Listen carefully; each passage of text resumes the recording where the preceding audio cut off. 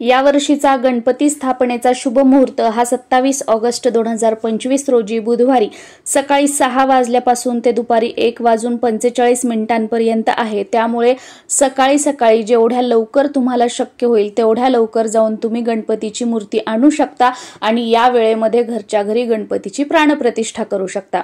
पण या वेळेमध्ये काही कारणाने तुम्हाला स्थापना करणं गणपतीची शक्य झालं नाही तर दुसरा माध्यान्ह मुहूर्त सुद्धा आहे। तो आहे 27 ऑगस्ट बुधवार रोजी सकाळी 11:05 पासून ते दुपारी 1:40 पर्यंत। काही कारणे या वेळेमध्ये सुद्धा तुम्हाला जर गणपतीची स्थापना करणं शक्य झालं नाही तर दिवसभरामध्ये तुमच्या वेळेनुसार कधीही तुम्ही घरच्या गणपतीची स्थापना करू शकता। पण शक्यतो संध्याकाळी सूर्य मावळण्याच्या अगोदर म्हणजे प्रदोष काळाच्या अगोदर स्थापना करण्याचा प्रयत्न करा, कारण सूर्य मावळल्याच्या नंतर प्रदोष काळानंतर जे सार्वजनिक गणपती असतात, जे मंडळाचे गणपती असतात त्यांची स्थापना केली जाते। म्हणून घरच्या गणपतीची सूर्य मावळण्याच्या अगोदर आपल्याला स्थापना करायची आहे। घरच्या घरी गणपतीची स्थापना कशी करावी हा व्हिडिओ मी तुमच्यासोबत शेअर केलेला आहे।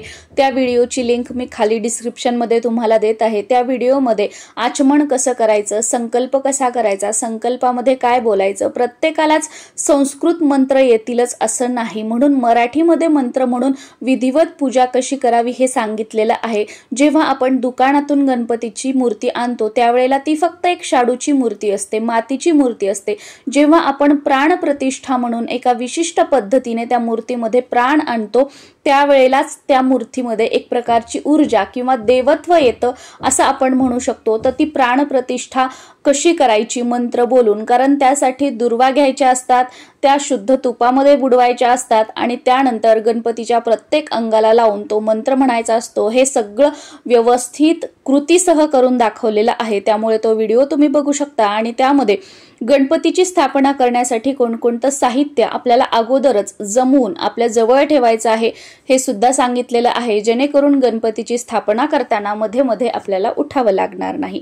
याचबरोबर गणपतीची मूर्ती बुक करताना किंवा घेताना ती कशी असावी, किती उंचीची असावी हा सुद्धा व्हिडिओ मी तुमच्यासोबत शेअर केलेला आहे। तर आता आपण बघूया की तुम्ही गणपतीची मूर्ती बुक केली आहे, तुम्ही गणपतीची मूर्ती दुकानामध्ये आणायला जात आहात, तर त्यावेळेला आपण आपल्यासोबत काय काय घेऊन जायचं आहे। तर गणपतीची मूर्ती जेव्हा आपण आणायला जातोय तर त्यावेळेला तुमच्या घरामध्ये बरीच मंडळी असतील, तुमचं मोठं कुटुंब असेल तर कमीत कमी 2-4 जणांनी तरी जाण्याचा प्रयत्न करा। हा पण कुटुंब छोटं आहे, घरात जास्त कोणी नाही, तर मग अशा वेळेला आपण एकटं किंवा 2 जण जाऊ शकतो। पण घरामध्ये भरपूर मंडळी असतील तर जास्त जण जाण्याचा प्रयत्न करा। जी व्यक्ती गणपती घेण्यासाठी जात आहोत तर त्यांनी डोक्यावर टोपी घालावी किंवा रुमाल घ्यायचा आहे डोक्यावर घेण्यासाठी। आणि जी मंडळी आपण गणपती आणण्यासाठी जात आहोत त्या प्रत्येकाने आपल्या कपाळी गंध लावायचा आहे किंवा कुंकवाचा टिळा लावायचा आहे आणि नवीन वस्त्र परिधान करायची आहे, जी स्वच्छ धुतलेली वगैरे कपडे आहेत ती आपल्याला घालायची आहेत।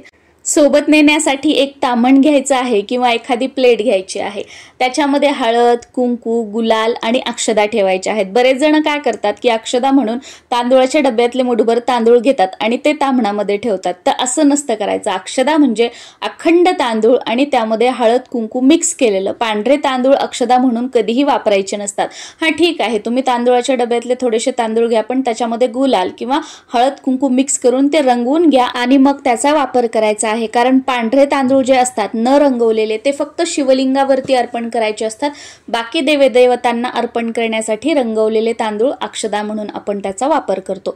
तर त्या अक्षदा थोड्याशा घ्यायच्या आहेत, गोड काहीतरी साखर, पेढा किंवा खडी साखर काहीतरी घ्यायचं आहे आणि तुमच्या देवघरातील घंटी घ्यायची आहे। घंटी नसेल तर तुम्ही एखादी प्लेट आणि चमचा त्याला वाजवण्यासाठी घेतला तरी सुद्धा चालतो। आणि हो, सर्वात महत्त्वाचं, जेव्हा तुम्ही गणपतीची मूर्ती आणायला जाताय तर त्यापूर्वी तुमच्या घरातील देवांची देवपूजा झालेली असावी, देवासमोर दिवा वगैरे लावलेला असावा, दारामध्ये रांगोळी काढलेली असावी, मुख्य प्रवेशद्वारावर कुंकवाने किंवा हळदीने स्वास्तिक काढलेलं असावं आणि दाराला आंब्याच्या पानांचं किंवा अशोकाच्या पानांचं तोरण लावलेलं असावं। तुम्ही जर अशा सणवाराला मंगळवार, गुरुवार, पौर्णिमा, अमावस्या हळदीचं लेपन उंबरठ्याला करत असाल तर ते सुद्धा करायचं आहे आणि करत नसाल तर या शुभ दिवशी आवर्जून उंबरठ्याला हळदीचं लेपन करा आणि मगच गणपती बाप्पांना आपल्या घरात आपल्याला बोलवायचं आहे किंवा त्यांचं आगमन करायचं आहे।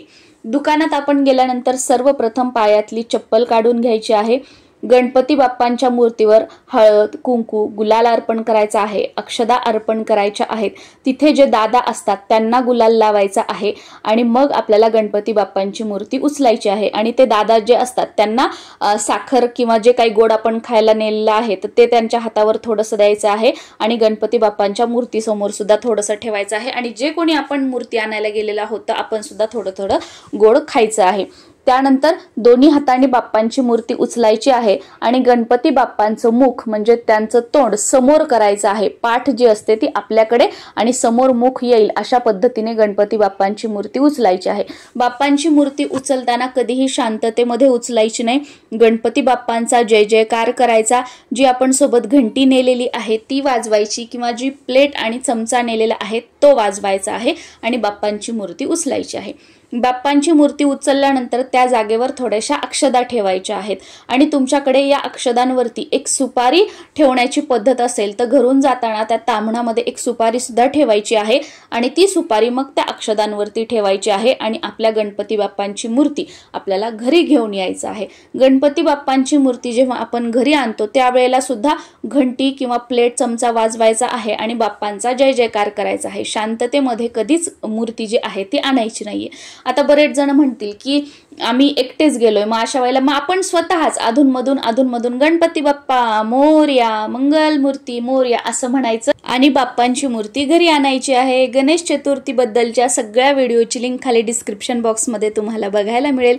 तुम्हा सर्वांना गणेश चतुर्थीच्या खूप साऱ्या शुभेच्छा।